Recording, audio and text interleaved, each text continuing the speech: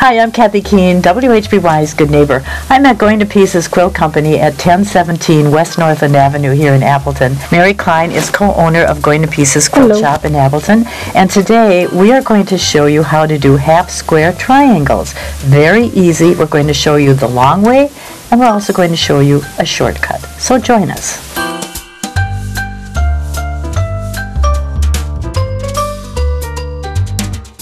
Okay, Kathy, I'm going to show you how to do all these half square triangles. And if you look at my quilt back here, there's 804 half square triangles, the small ones, and in addition, there's the bigger ones. So I'm going to show you a faster way to do these, but I'm also going to show you how you make these to perfection. If you notice, I lost none of my points. The reason they're called half square triangles is because they are a triangle, and when you put the two halves together, you get your square.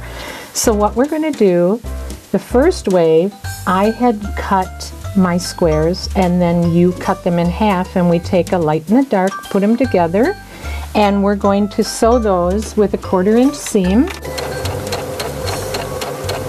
And then you can add the next one in. So if you had to make 10 or 20 of these at a time, you could do that by chain stitching. Right. And you don't have to stop each time and cut your threads. So it's a nice, efficient way to do it. It is a very, yes. Okay. All right. Have them sewn together. So we have a scissors here to cut these apart. And if you look now, we've got perfect half square triangles, except they're not quite perfect because we wanted these to be 3.5 inches. And the one thing that I do, typically a pattern will tell you to cut 3 7/8 inch squares, and they will end up at 3.5 inches. What I do all the time is I make them 4 1/8 inches, so they are now bigger than they need to be, but we're going to trim them down using our Tucker trimmer. Okay. So I think what I'm going to have you do first, though, before we use the Tucker trimmer, as my iron is heating here, is I'm going to show you the next way to do them. First we had the triangles cut. Correct. Now there's another way to do it, to do 2 at a time. I draw a line down the diagonal. I'm going to have you stitch a 1/4 inch on each side of this. So this time you will have to stop, use your scissors and cut, and then we're going to turn it around and cut the other way. Okay. You hope I'm going to stitch it a 1/4 inch. You are, because you have a guide on that machine, and you're going to follow that guide right along the line. Perfect. Now I want you to turn it around, and I want you to do the other side. Trimming ability.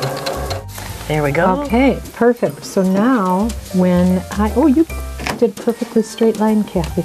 Now I'm going to cut on that line that I drew right up the middle here. And when I open these up, I have 2. So you could also chain piece these, and you could make multiples at a time.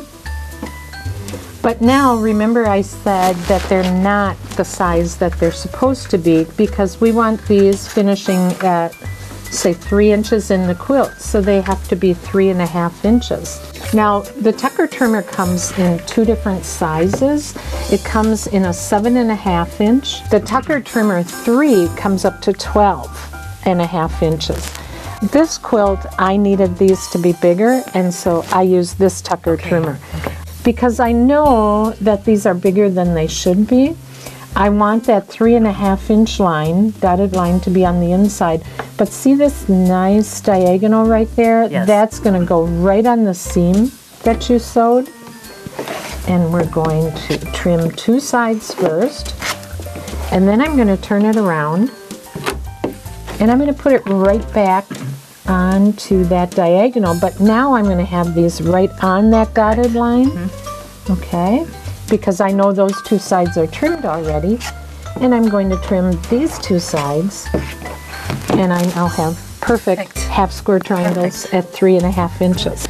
I just want to show you one more way. If you have to make hundreds of half square triangles, you can use something easy called the triangle paper. Okay. That's how I actually did this quilt, because there's 804 small half square triangles, and I did this in a day. I didn't get the quilt put together, but I had all my half square triangles done. If you look at this, if you take two pieces of fabric and put them right sides together, and I use a little KK2000. It's a little temporary adhesive that holds them in place.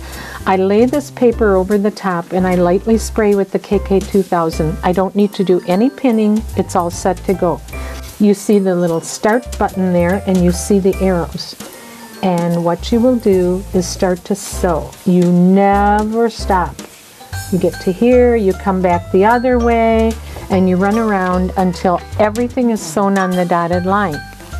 The next thing you do is you cut right along these solid lines, get rid of that little excess, cut right up these seams here.